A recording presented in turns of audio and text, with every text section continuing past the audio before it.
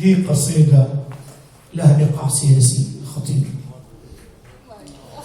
احنا كنا حلمنا وصعدنا بأحلامنا إلى السماء، وأنا ككثير ممن أقاموا في ميدان التحرير قبيل الثورة ولي قصيدة من جمعة الغضب لجمعة الرحيل، وتاريخنا بينكتب ولا عادش مستحيل.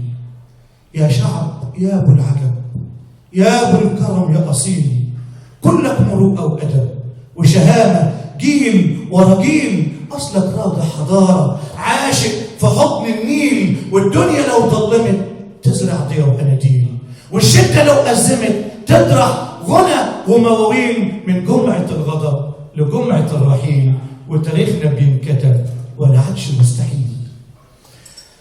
لكن صحينا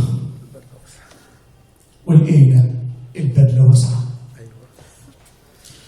البدلة واسعة مكشكشة، والنظرة تايهة مدعششة، حبة عبط على دروشة، وكرسي طاير في الهواء، والعيشة سودة ممششة. ده البدلة واسعة مكشكشة.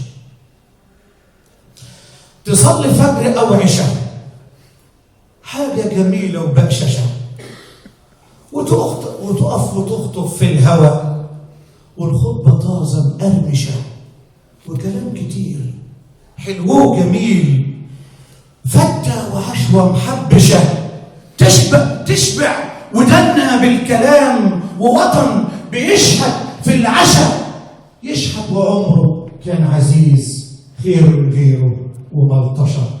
ده البدلة واسعة مكشكشة. ده وطن وعايز يتبني والبن غاوي دردشة،